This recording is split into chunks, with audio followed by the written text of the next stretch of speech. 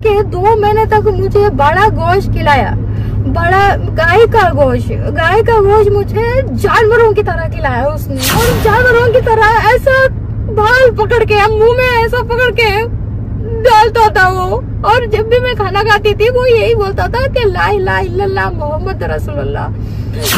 मेरे भगवान को भी यही बोलता था कि तुम्हारे बाप 100 है, हमारे बाप 1 है। सभी को मेरा जय श्री राम, हर हर महादेव। अभी मैं अपनी एक बहन के साथ बैठा हूँ और आपको याद होगा कि मैंने बहुत जमीनी ग्राउंड लेवल पर तैयारी की और लोगों को एकजुट किया, और बहनों को, कई एक बहनों को, हजारों बहनों को मैंने प्रेरित करके द केरला स्टोरी देखने के लिए प्रेरित किया। बहनों को फ्री ऑफ टिकट देके दिखलाया।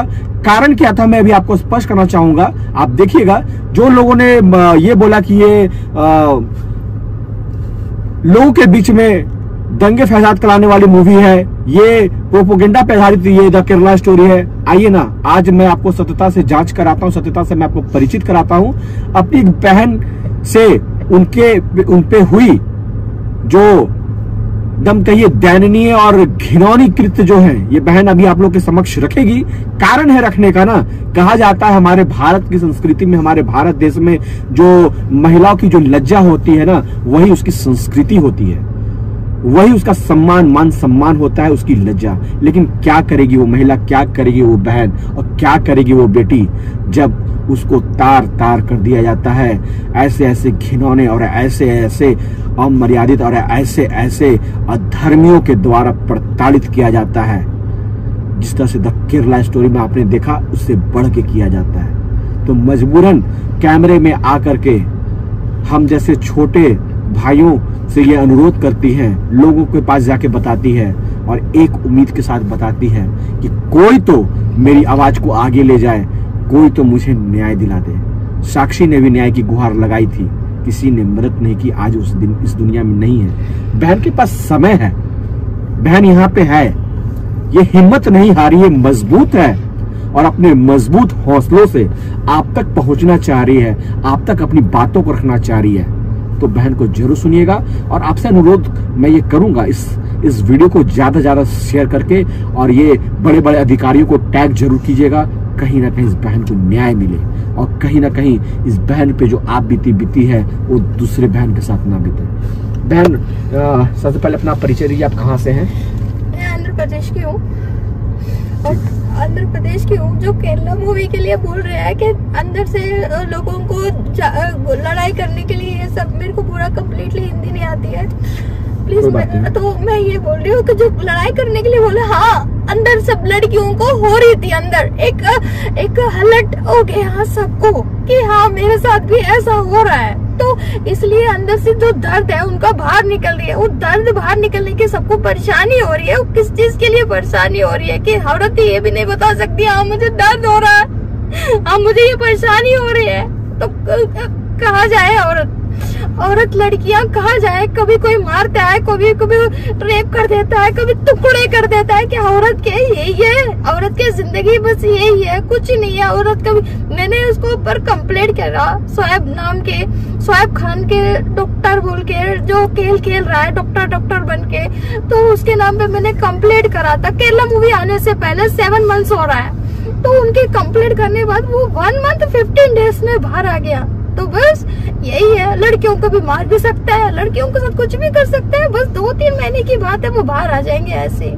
यही हमारे दिल्ली के मतलब कानूनी क्या हेल्प नहीं कर सकते, क्या उसको बैकग्राउंड होना जरूरी है, क्या पैसे होना जरूरी है।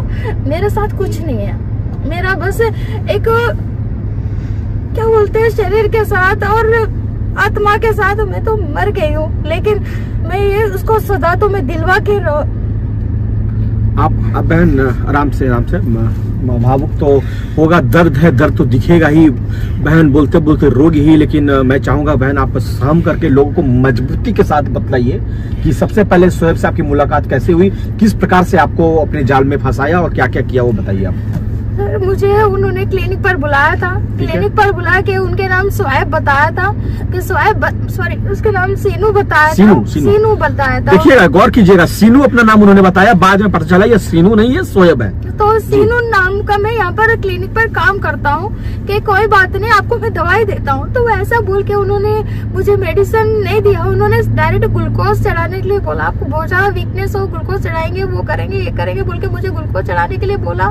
फिर बाद में उन्होंने ऐसे मतलब ग्लूकोज जैसा चढ़ रहा था, बिल्कुल होश में नहीं थी। 1.5 आवर मैं बिल्कुल ही बेहोश हाल में थी।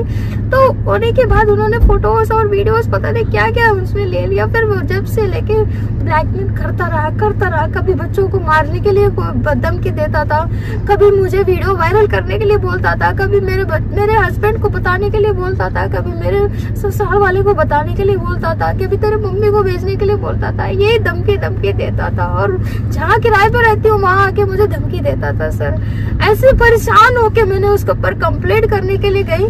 कंप्लेंट दिया ने पुलिस वालों ने, फिर बजरंग वालों ने मेरा इतना हेल्प करा, बजरंग दल ने। हाँ, तो गौर से सुनिएगा, जो बजरंग दल को बैन करने की बात करते हैं, बहन बता रही है कि बजरंग दल वालों की तरफ से इनको मदद की गई। पूरा के पूरा 12 बजे से लेके रात को 10 बजे तक उन्होंने पूरा के पूरा वहीं वेट करा। लेकिन बजरंग वाले को कोई मुझे अंदर ने भेजे, पुलिस वालों ने अंदर आने के लिए मना कर दिया। मेरे को अकेले को कंप्लेंट लिखने को, मेरे को हिंदी नहीं आता, उनकी मर्जी से उन्होंने कंप्लेंट भी उनके कॉपी उन्होंने लिखवाया। फिर उन्होंने कंप्लेंट, फिर उन्होंने देखा कि सही लिखा या गलत लिखा। बजरंग वालों ने पूरा हेल्प करा और फिर उसको भेजा जेल। जी। तो जेल भेज, बजरंग दल वालों को तो तुम्हारे फिर से जेल भेजा गया। हाँ नहीं, पहले भेजा। पहले भेजने के बाद उन्होंने फिर उसकी जीजा मेरे को धमकी दे रहा था, तो मैंने बजरंग वाले को बोल दिया कि सर मेरा उसकी जीजा ने मेरे को फिर से धमकी दे रहा है। तो बजरंग भाई लोगों ने उनके एक भाई को भेजा मेरे साथ, फिर कंप्लेंट करने के लिए बोला। फिर कंप्लेंट करी मैंने, लेकिन पुलिस वालों ने कोई भी कानूनी कार्रवाई कुछ भी नहीं करा उसके भाई के खिलाफ। अच्छा, वो आपके साथ मतलब कि जो वीडियोस बना लिया था, आपको आप इलाज कराने के लिए वहाँ पे गई थी। हाँ। और फिर जब आपका वो उसने वीडियो बना लिया, उसके बाद फिर आपको ये कहने लगा कि तुम्हारी वीडियो को तुम्हारे बच्चे को दिखा दूंगा, या तुम्हारे बच्चे को मार दूंगा, तुम्हारे पति को दिखला दूंगा, तुम्हारे सास ससुर को दिखला दूंगा, तुम मेरे साथ फिजिकली रिलेशन में आओ। हाँ। और उसके बाद फिर आपको वहाँ पे जाना पड़ा मजबूरन। नहीं सर, मैं गई नहीं। मैं अच्छा। कभी काम पे जाते ऐसे मुझे गाड़ी में लेके बिठा देते, जबरदस्ती बिठा लेते थे। अच्छा। और 2 महीने तक सर उनके क्लिनिक के पास में मुझे उसकी 2-3 बिल्डिंग है, घर है। जी। लेकिन फिर भी मेरे को उसके क्लिनिक के पास में एक कमरा लेके उधर मेरे को रख के 2 महीने तक मुझे बड़ा गोश्त खिलाया। बड़ा गाय का गोश्त मुझे जानवरों की तरह खिलाया उसने। और जानवरों की तरह ऐसा बाल पकड़ के, मुंह में ऐसा पकड़ के डालता था वो। और जब भी मैं खाना खाती थी वो यही बोलता था कि ला इलाहा इल्लल्लाह मोहम्मद रसूलुल्लाह। तो मेरे घर के पास भी हम पूजा करते हैं, हम परमा में हैं। तो हम अक्षय तृतीया के दिन हम गोल्ड को वैसे ज्वेलरी के टाइप का नहीं लेते हैं, हम बिस्किट गोल्ड लेते हैं। तो वो भी माता रानी के पास रखे थे, वो भी ये बोल के ले लिया उन्होंने कि ला इलाहा इल्लल्लाह मोहम्मद रसूलुल्लाह, ये मेरा हो गया, अब तुम्हारा नहीं है। वो ले लिया उसने ऐसे करके। मेरे भगवान को भी यही बोलता था कि तुम्हारे बाप 100 है, हमारे बाप एक है। हाँ मेरे बाप 100 है लेकिन अलग अलग है, लेकिन तुम्हारे जैसा नहीं है। ये तकलीफ है, आप देख सकते हैं। इसलिए द केरला स्टोरी को लेकर के मैं बहनों से प्रेरित करता था, बहनों को बोलता था। यहाँ बहन खुद से ट्रैपिंग में फंसी नहीं, किसी प्रेम में नहीं फंसी, क्योंकि पहले से शादीशुदा थी। बहन इलाज कराने के लिए गई थी। इलाज करने के दौरान आपने सुना बहन से क्या इनके साथ किया गया। इनका वीडियोस बनाने के बाद लगातार टॉर्चर किया गया, रूम पे रख करके गौ माता का जो हम जिसे माँ कहते हैं उनका मांस इन्हें खिलाया गया। और उसके बाद इन्हें प्रताड़ित किया गया मानसिक और शारीरिक रूप से। उसके बाद अंततः आपने बता भी रहा था कि मुझे बताया था आपने कि आप पे झूठे केस करके आपको ही उल्टा जेल में डाल दिया। उल्टा जेल में डाला 23 डेज 23 डेज जेल में भी बहन रही। अब उन पे भी केस किए हैं, वो भी जेल में है, वो बाहर है? नहीं, वो तो बाहर आ गया। बाहर आ गया केस हुआ, वो बाहर आ गया। क्लिनिक खोल के रह रहा है सर, वो क्लिनिक खोल के, वो भी उसकी भाई भी क्लिनिक खोल के रह रहा है। उसकी भाई भी सर जेल जा चुका है 2021 को बाल्मीकि के उसमें केस में, उसने भी वैसे करा था 16 इयर्स लड़की को। तो वो भी जेल जा चुका। और ये शोएब खान भी जेल जा चुका। उसका छोटा भाई पंडित को मारा था, वो भी जेल जा चुका। सबके सब जेल जाते हैं, 1 मंथ 2 मंथ्स में बाहर आ जाते हैं। और मुझे परसों उन्होंने ये तक कर दिया, और मैं बता नहीं सकती। उसके भाई ने गंदा सा मूवमेंट करके मेरे को ये बोल रहा है कि मैं बता नहीं सकती, जैसे बोल रहा है सर प्लीज मेरे को ये न्याय दिला दो, क्योंकि मेरे पीछे आगे पीछे कोई नहीं है। मेरे आप जो भी लोग वीडियो को देख रहे हैं जरूर शेयर कीजिएगा और कमेंट में जरूर टैग कीजिएगा बड़े बड़े अधिकारियों को। और मैं कोशिश करूंगा, बहन से निवेदन भी है कि आपकी जो FIR कॉपी है, मैं कानूनन कोशिश करूंगा इस पे दखल देने की, मतलब कि प्रयास करने की, कि आप, क्योंकि यहाँ के न्याय व्यवस्था पे पूर्ण विश्वास है, यहाँ के भारत के संविधान पे मुझे पूर्ण विश्वास है, और उसके तहत न्याय जरूर मिलेगी बहन। और वकीलों से जो मदद हो पाएगी मैं मदद करने का कोशिश करूंगा। आप उसकी FIR कॉपी मुझे अवेलेबल करा दीजिएगा। मैं कमेंट पे आप कोशिश करूंगा कि FIR कॉपी में अगर उसमें किसी तरह का इनकी निजी दस्तावेज अगर नहीं सार्वजनिक होती है तो मैं उसे कमेंट में आप लोगों के से साझा भी करूंगा। और इनके द्वारा किया गया FIR उसे आप लोग पढ़िएगा भी और समर्थन जरूर कीजिएगा। मैं बहन से यही वादा करना चाहूंगा, बहन आपको अपना नंबर मैं अवेलेबल यहाँ करा दूंगा। आपको किसी प्रकार से भी शारीरिक, आर्थिक, किसी भी प्रकार से नहीं सर, मुझे आपको कुछ भी हेल्प नहीं चाहिए, मुझे ये चाहिए, चाहिए, मुझे उसका जेल जाना चाहिए। ठीक है, मेरे को पता है सर, मेरे शरीर के साथ उसने क्या खेल खेला। देखिए यही मैंने शुरू में ही कहा था, किसी भी महिलाओं का जो सम्मान होता है उसकी लज्जा होती है, ठीक है ना। लेकिन यहाँ पे स्थिति ये है कि आप देख सकते, समझ सकते हैं, बात को समझिए। एक शादीशुदा बहन है, बच्चे हैं, परिवार है, अब इस प्रकार से मजबूर कर दिया कि लोगों के सामने आकर के अपने दुख को बताना पड़ रहा है।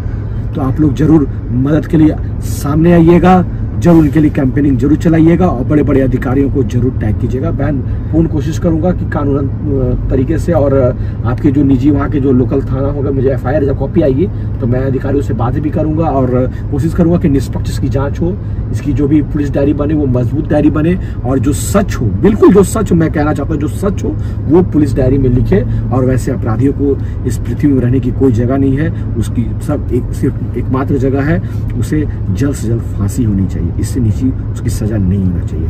तो आप क्या समझते हैं, क्या सोचते हैं, इस वीडियो में जरूर बताइएगा, कमेंट जरूर कीजिएगा। और आप किस प्रकार से बहन की मदद करते हैं इसके लिए जरूर आगे आइएगा। आप सभी को मेरा जय श्री राम, हर हर महादेव।